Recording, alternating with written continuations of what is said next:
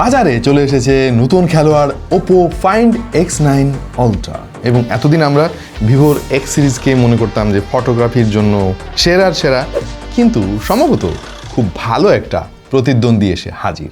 আমরা Oppo Find X9 Ultra হাতে পাওয়ার সঙ্গে সঙ্গে কিন্তু প্রচুর ছবি তুলেছি, বাট ছবি তুলতে গিয়ে একটা জিনিস মিস করেছি, আর সেটা হলো সূর্যের আলো।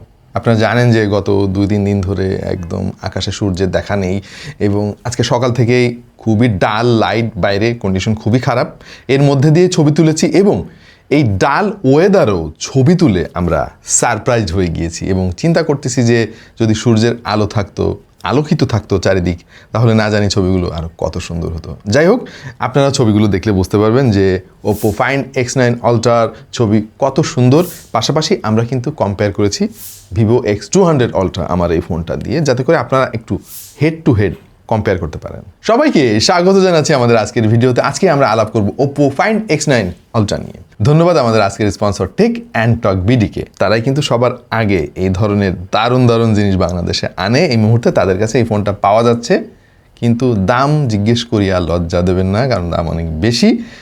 যদি কিনতেই চান আপনারা টেক অ্যান্ড টকের সঙ্গে আলাপ করতে পারেন। Presenting Oppo Find X9 Ultra, metal frame with leather finish premium design inspired by the Hasselblad X2D 100C Earth Explorer camera design. Vivo X200 এবং Vivo X200 Ultraর পর Vivo X300 Ultra মার্কেটে এসেছে, যেটা মোরালেস আমার কাছে মনে হয়েছে যে ওই একই জিনিস, খুব বেশি বড় ইমপ্রুভমেন্ট কিন্তু আমরা দেখি নাই। কিন্তু Oppo X9 Ultra কি পারবে Vivo X200 বা 300 Ultraকে হারিয়ে দিতে? চলেন দেখি আসি। Oppo Find X9 Ultraর ছবি দেখার আগে অবশ্যই এটা ডিজাইন নিয়ে কিছু কথা বলতেই হবে, কারণ এবারের ডিজাইনটা বেশ ইউনিক মনে হয়েছে আমার কাছে। থিকনেস একটু বেশি এবং এই ফোনটাতে বাল্কি ফিল পাবেন আপনি। প্রথম আপনার একটু আনকমফোর্টেবল লাগবে, বাট একটা সময় আপনি অভ্যস্ত হয়ে যাবেন। তবে আমার ভালো লেগেছে ফ্ল্যাট ডিসপ্লে দেখে। কার্ভ ডিসপ্লের বাই এত রকম ঝামেলা বেশ অস্বস্তিকর লাগে ইদানিং। এটা থিকনেস 9.1 মিলিমিটার এবং ওজন 236 গ্রাম। ভাইরে ভাই, একটা ডেডিকেটেড স্ন্যাপ বাটনও দেখতে পাচ্ছি এখানে, যে জিনিসটা নিয়ে অনেক বিতর্ক আছে। Vivo X200 Ultra ছিল, 300 Ultra কিন্তু ওইটা হটাই দিছে, কিন্তু Oppo আবার এই জিনিসটা ইন্টিগ্রেট করছে। আপনাদের কার কার পছন্দ এরকম একটা ডেডিকেটেড বাটন, যেটা দিয়ে আপনি ছবি তুলতে পারবেন, জুম ইন জুম আউট করতে পারবেন ইত্যাদি ইত্যাদি। পার্সোনালি আমার কাছে এটা একটু বিরক্তিকরই মনে হয়, কারণ অনেক সময় আমার ক্ষেত্রে যেটা হয়েছে, ভিডিও করতেছি, এখানে আঙুলটা আছে ভাই, চাপ লেগে ভিডিও বন্ধ, কখন হয়ে গেছে আমি টেরও পাইনি ভাই। খুবই গুরুত্বপূর্ণ একটা মোমেন্ট ভাই, চোখের সামনে দিয়ে চলে গেছে, আমি রেকর্ড করতে পারিনি। এরকম অনেকের ক্ষেত্রে হয়েছে। আপনার পার্সোনাল ওপিনিয়নটা আমরা একটু জানতে চাই, এই স্ন্যাপ বাটনটার কোনো দরকার আছে কি নাই। তবে এই যে বাদিকে ছোট্ট একটা বাটন দেখতে পাচ্ছেন, এইটা হলো একটা ডেডিকেটেড শর্টকাট বাটন। এইটা কাস্টমাইজ করে আপনি যে কোনো কিছু সেট করতে পারবেন, এইটা ভালো লাগছে। ডিসপ্লেটাও অন্যতম সেরা ডিসপ্লে এই মুহূর্তে ইন দ্য স্মার্টফোন মার্কেট। 6.82 ইঞ্চির QHD+ LTPO 2K রেজলিউশনের প্যানেল তারা ইউজ করেছে। 144 হাজার রিফ্রেশ রেট আছে এবং এইটার ব্রাইটনেস 3600 নিটস। এই ব্রাইটনেস জিনিসটা যে একটা নাম্বার গেম, আমাদের বুঝতে আর বাকি নাই এতদিনে। ভাই, আমার হাতে কালকে একটা ফোন আসছে আর কোম্পানির, নাম বললে চাকরি থাকবে না, 8000 নিটস ব্রাইটনেস। বাট মজার ব্যাপার হচ্ছে, পাশাপাশি দুইটা ব্রাইটনেস ফুল করে আমি দেখছি এইটাই বেশি লাগে। তাহলে কাহিনীটা কি আমি আসলে জানি না, বুঝি না। আপনারা খুব বুঝলে আমাকে একটু বুঝাই দিন। অ্যানিওয়ে, এইটা ইনডোরে আউটডোরে সব পরিস্থিতিতেই কিন্তু দুর্দান্ত একটা ফিল দেবে আপনাকে। খুবই কালারফুল, খুবই ভাইব্রেন্ট। তবে পার্সোনালি আমার কাছে মনে হয়েছে বেজেলটা আর একটু পাতলা হইতে পারতো। মানে আজকাল এর চাইতে পাতলা বেজেলের ফোন কিন্তু মার্কেটে অ্যাভেলেবেল, বিশেষ করে এই লেভেলের একটা ফ্ল্যাগশিপ ফোন। সিমেট্রিক্যাল আছে, বাট আরেকটু ন্যারো হইলে দেখতে আরও অনেক ভালো লাগতো। স্ন্যাপড্রাগন 8 Elite Gen 5 এইটাই বর্তমানে পৃথিবীর অন্যতম সেরা এবং পাওয়ারফুল চিপসেট। যেহেতু ফ্ল্যাগশিপ ফোন, ফ্ল্যাগশিপ চিপসেট, এখানে কোনো কার্পণ্য Oppo করে নেই। AnTuTu স্কোর আমরা টেস্ট করে প্রায় 40 লাখের কাছাকাছি স্কোর পেয়েছি। সো বুঝতেই পারতেছেন যে ভাই এটার পারফরমেন্স কেমন হবে। এখন যদি আপনারা আমার বলেন যে ভাই একটু ফ্রি ফায়ার খেলে দেখান কীরকম চলে, আর কি, ফোনটারে লজ্জাই দেওয়া হবে আসলে, কারণ এইটা দুর্দান্ত ভাই। পারফরমেন্স নিয়ে কোনো কথা হবে না, মানে একদম আলট্রা স্মুথ লেভেলের পারফরমেন্স আমরা পেয়েছি। আর এটার যে গ্রাফিক্স, ভাইরে ভাই, Adreno 840 GPU ইউজ করেছে তারা, 1200 মেগাহার্জ হচ্ছে সেটার স্পিড। দুর্দান্ত গ্রাফিক্স পাবেন এতে। আমাদের যে ভেরিয়েন্টটা পাঠিয়েছে টেক অ্যান্ড টক বিডি, এটা হচ্ছে 16 GB র্যাম এবং 512 GB ইন্টারনাল স্টোরেজ এবং LPDDR5X র্যাম আর UFS 4.1 স্টোরেজ, মানে সেরার সেরা সর্বোচ্চ প্রযুক্তি ব্যবহার করেছে হার্ডওয়্যারের ক্ষেত্রে অন্তত ওপ্পো এখানে। তবে আমরা একটু ক্যামেরার আলাপে ফিরে আসি। ওপ্পো সবসময় হ্যাসেল ব্লেডের সঙ্গে কোলাবোরেশন করে, এবারও তার ব্যতিক্রম করে নাই। বেশ কিছু নতুন জিনিস আমরা দেখতে পেয়েছি এই ফোনে, যেটা অন্যান্য আরও অনেক আলট্রা ফোনেও নাই। যদিও ছবি কি কথা বলে সেটা আমরা অবশ্যই দেখব, বাট তার আগে একটু জেনে আসি কি কি নতুন জিনিস ইমপ্লিমেন্ট করেছে ওপ্পো এই ফোনে। প্রথমত 200 মেগাপিক্সেলের একটা মেইন সেন্সর, যেটা সোনির LYT 901 মডেলের। এতে আবার 2x's OISও রয়েছে। 200 মেগাপিক্সেল একেবারে কমন একটা জিনিস, এমন কিছু নয় যে আগে কেউ কখনো করে না। ইনফ্যাক্ট স্যামসাং তো অনেকদিন ধরে 200 মেগাপিক্সেলের সেন্সর ইউজ করতেছে। আর ভিভোর X300 আলট্রায় কিন্তু আমরা এবার দেখলাম যে 200 মেগাপিক্সেলের ক্যামেরাটা ইন্টিগ্রেট করেছে। এটা কিন্তু নাম্বার গেম না ভাই, মানে ওই যে অন্যান্য ওয়ালটন কোম্পানির মতো 200 মেগাপিক্সেল না, এটা অ্যাকচুয়াল 200 মেগাপিক্সেল। কিন্তু নতুন যে জিনিসটা আমরা দেখলাম সেটা হলো 3x পেরিস্কোপ টেলিফটো লেন্স, যেটাও 200 মেগাপিক্সেলের। পেরিস্কোপ টেলিফটো লেন্স 200 মেগাপিক্সেলের এর আগে আমরা কখনো দেখিনি। সো এটা প্রথম।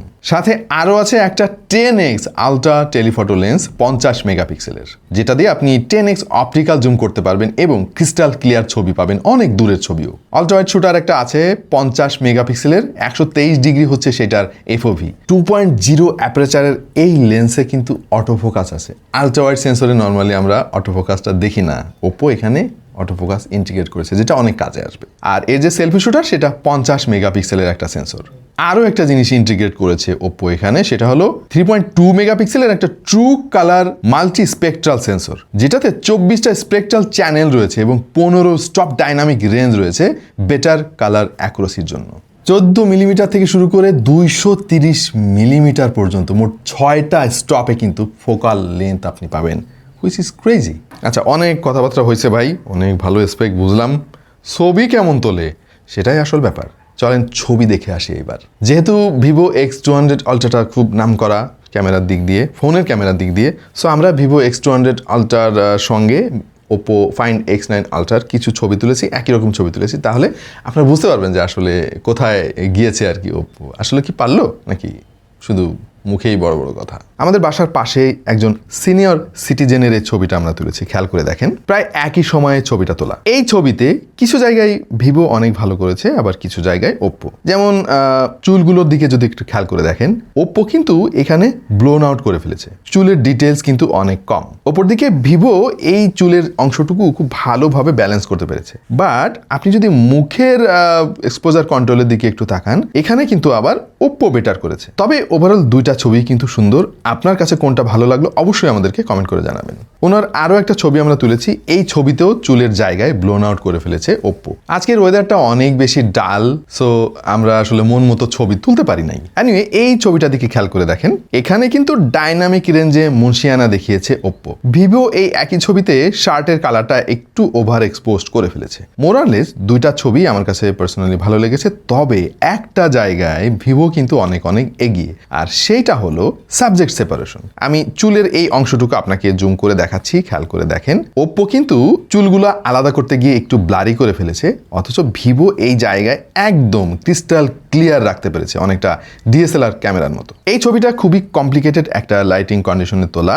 এখানে দুইটা ক্যামেরার ছবি কিন্তু অনেক ভালো লাগছে আমার কাছে। ডাইনামিক রেঞ্জ থেকে শুরু করে এক্সপোজার কন্ট্রোল দুর্দান্ত, বাট মাঝে মাঝে ওভার এক্সপোজড করে ফেলে ভিভো। যেমন এই ছবিটা খেয়াল করে দেখলে বুঝতে পারবেন, ওপ্পো কিন্তু খুব সুন্দর মতো ব্যালেন্স করেছে, এখানে ভিভো কিছুটা ব্লোন আউট করে ফেলেছে। আমাদের রিভিউর এই ছবিটা ওপ্পো কিছুটা ওয়াশড আউট করে ফেলেছে, অথচ ভিভো খুব সুন্দরভাবে ডিটেল ধরে রাখতে পেরেছে। খেয়াল করে দেখেন, ওপ্পোর ছবিতে মনে হচ্ছে যেন লেন্সের উপরে ময়লা জমেছিল, অথচ কোনো ময়লা ছিল না আসলে। এই ছবিটাতেও ভিভো কিন্তু এক্সপোজার কন্ট্রোল খুব একটা ভালো করতে পারি নাই, অথচ ওপ্পো খুব চমৎকারভাবে ব্যালেন্স করেছে। তবে অনেক ছবি আছে তোলার পরে আমরা বুঝতেই পারতেছিলাম না যে কোনটাকে সুন্দর বলা যায়। যেমন এইটা গাছের পাতার একটা ছবি, খেয়াল করে দেখেন, দুইটা ছবি কিন্তু খুবই দুর্দান্ত লাগছে। পার্থক্য বলতে এখানে ভিভো একটু ওয়ার্ম টোন ইউজ করেছে আর ওপ্পো কুল টোন। একই কথা বলা যায় এই ছবিটার ক্ষেত্রেও। খুব দ্রুত মুভ করা আইটেমের একটা ছবি আমরা তুলেছি, যেমন এই ছবিটা থেকে খেয়াল করে দেখেন সবজির একটা ভ্যান নিয়ে এগিয়ে যাচ্ছে এক ভাই। ভিভো কিন্তু এই মুভিং আইটেমের ছবি তুলে তার ফাইনাল রেজাল্ট বেশ ভালোই দেখিয়েছে, চেষ্টা করেছে যতটুকু মোশন ব্লারটা অ্যাডজাস্ট করা যায়। ওপ্পো কিন্তু মোশন ব্লার খুব বেশি অ্যাডজাস্ট করতে পারে নাই, সো বেশ ব্লারি হয়ে আছে ছবিটা। এইবার আমাদের মুন্নার ছবিটা খেয়াল করে দেখেন, ভিভো এখানে এক্সপোজার কন্ট্রোল কিন্তু খুব একটা ভালো করতে পারে নাই, মনে হচ্ছে যেন ছবিটা জ্বলে গিয়েছে, অন্তত মুখের ওপরের কালার সেটাই বলছে। বাট ওপ্পো খুব সুন্দর মতো এই জায়গায় এক্সপোজার কন্ট্রোল করতে পেরেছে, কিন্তু at the same time subject খুব সুন্দর সেপারেট করতে পেরেছে ভিভো, অন্তত ওপ্পোর চাইতে স্লাইটলি বেটার আমরা দেখতে পাচ্ছি। প্রায় একই কথা বলা যায় এই ছবিটার ক্ষেত্রেও। তবে ন্যাচারাল ফটোগ্রাফিতে আমি দেখতে পাচ্ছি বেশ হাড্ডাহাড্ডি লড়াই করেছে দুইটা ফোনই। এই ছবিটার দিকে খেয়াল করে দেখেন, এটা কি গাছ আমি ভুলে গেছি, সম্ভবত করম চা বা এই টাইপের কোনো একটা গাছ। আমার কাছে দুইটা ছবি বেশ ভালো লেগেছে। লোহার শিকলের এই ছবিটা দেখলে অবশ্যই আপনার ভিভোর ছবিটা ভালো লাগবে, কারণ এখানে অনেক বেশি ডিটেল দেখতে পাচ্ছি আমি। আরো অনেক ছবি আমরা তুলেছি, যেমন এই ফলমূলগুলো ছবি খেয়াল করে দেখেন, দুইটাই একই রকমই আমার কাছে মনে হলো।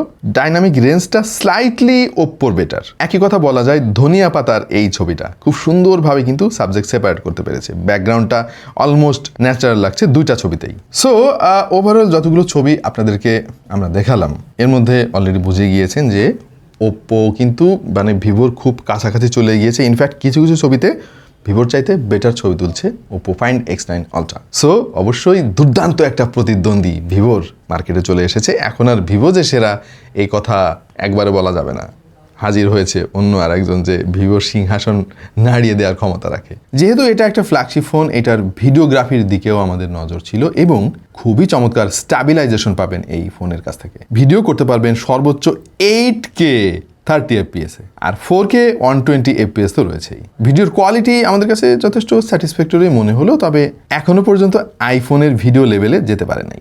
7050 mAh ব্যাটারি তারা ইউজ করেছে, তবে ফোনের যে থিকনেস আমি একটু কষ্টই পাইছি বলতে পারেন, আর একটু বেশি ব্যাটারি ব্যাকআপ হলে ভালো হতো আর কি, কারণ 7000 mAh ব্যাটারির থিকনেস কিন্তু সিলিকন কার্বনের ক্ষেত্রে আরও কম হওয়া উচিত।